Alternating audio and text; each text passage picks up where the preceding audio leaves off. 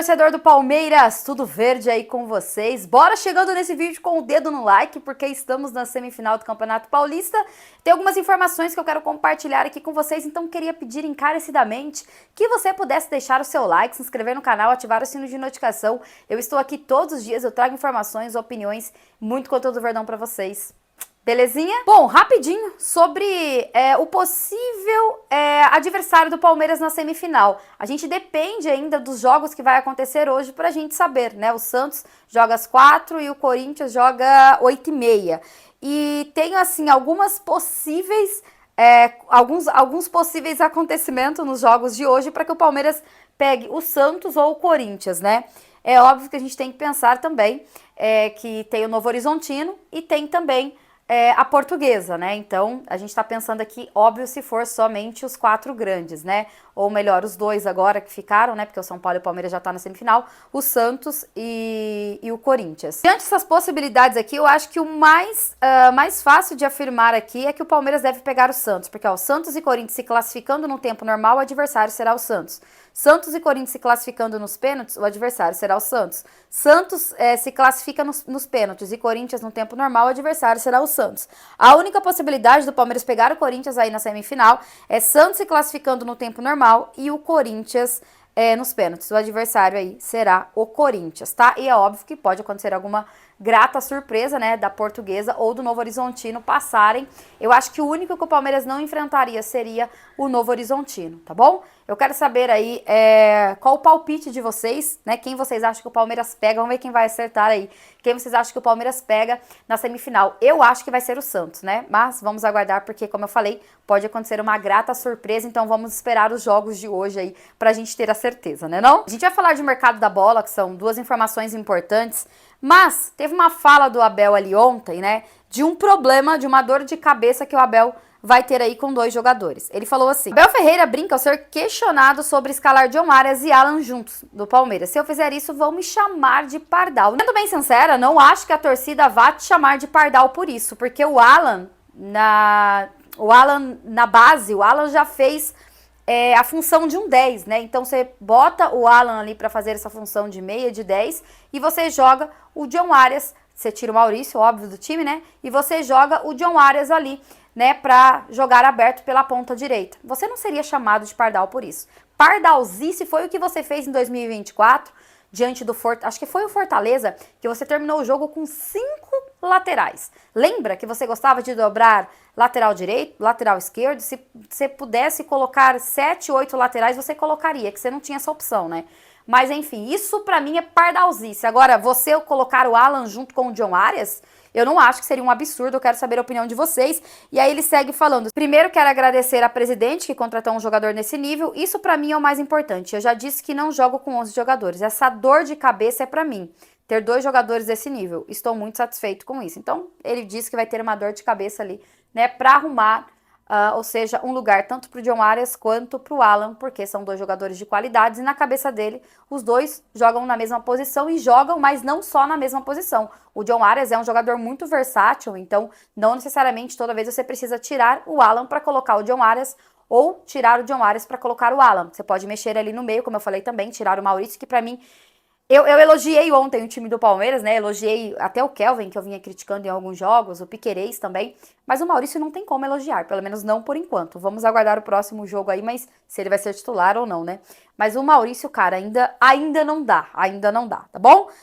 Seguindo aqui, gente, pra gente falar de mercado da bola, a gente vai falar aqui do Vitor Roque, mas eu quero só reforçar uma informação que eu trouxe no vídeo de ontem.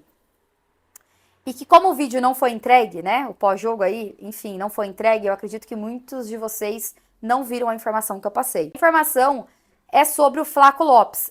No sábado, não, minto. Na sexta-feira, eu trouxe uma informação que o Atlético de Madrid já tinha feito 2 propostas pelo Flaco Lopes e que não ia desistir por aí não, que no meio do ano eles iriam de novo para cima do Flaco Lopes. Só que até então eu não sabia do desejo do Palmeiras em vender o atleta. E o Palmeiras, a informação foi trazida pelo nosso palestra, o Palmeiras vai aceitar caso o Atlético de Madrid, ou que seja um outro time aí, volte para fazer uma nova oferta pelo Flaco Lopes. O Palmeiras não vai segurar o jogador se chegar uma boa oferta, o Palmeiras deve vender o Flaco Lopes.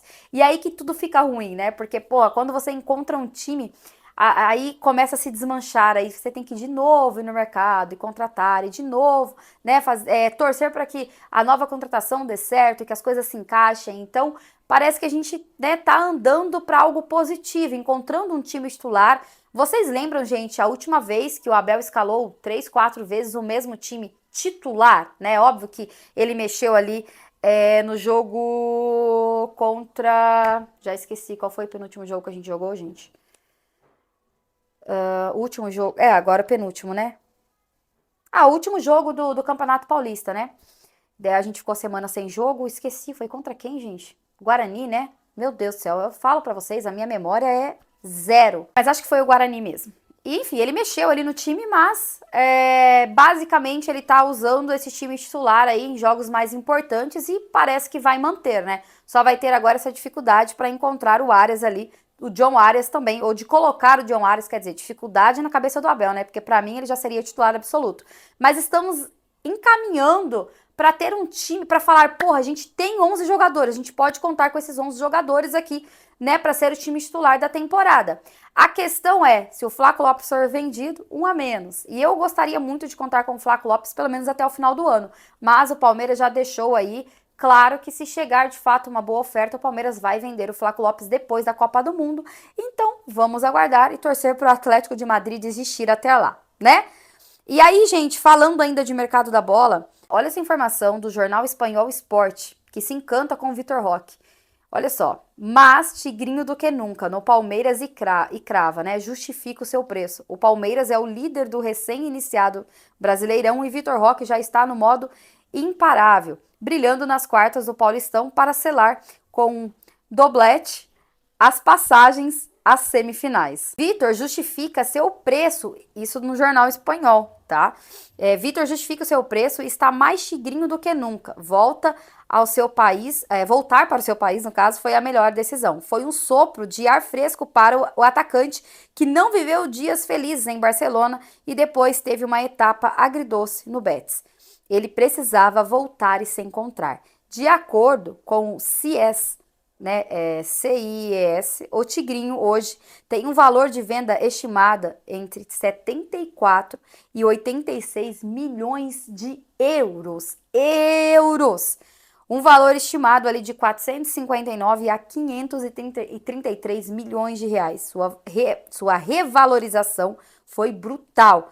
Está taxada em mais que o triplo que o Palmeiras pagou ao Barça aí. O Palmeiras pagou por ele 25 milhões e meio de euros, né, gente? Então, triplicou o valor do Tigrinho, o que pra gente é muito bom, porque dificilmente vai vir um clube aqui e pagar o valor de mercado, né? O valor correspondente ali ao Vitor Roque, né? Então, a gente pode talvez se conformar um pouco que ele vai continuar aqui no Palmeiras um bom período, ou não, né? Ou pode ser loucura aí de um time, enfim, querer o Tigrinho e pagar um valor absurdo por ele. Transações absurdas no futebol acontecem. E se o jogador tem qualidade, né? Pode ser que aconteça esse investimento. Espero que não agora. Espero pelo menos ter o Vitor Roque ali até o final do ano, né? Podendo, quem sabe, né, trazer essa Libertadores pra gente esse ano, Campeonato Brasileiro, uma Copa do Brasil. Vamos aguardar aí pra ver, mas é muito bom saber que um jogador como o Vitor Roque foi super valorizado no Palmeiras, né? Porque mérito dele,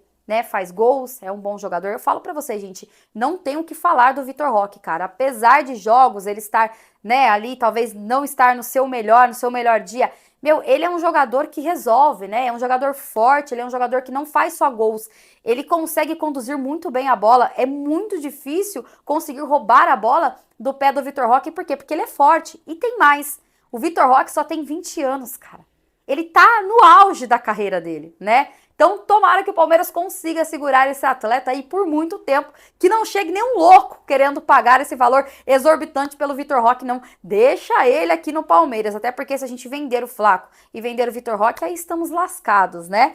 Vamos aguardar aí, eu venho trazendo mais informações do Palmeiras pra vocês. Tamo junto, vou ficando por aqui, vou acompanhar os jogos dessa tarde aí pra gente ver qual vai ser o adversário do Palmeiras. E à noite eu volto aí pra gente falar do adversário do Palmeiras na semifinal do Campeonato Paulista. Belezinha? Tamo junto, até mais e avante palestra.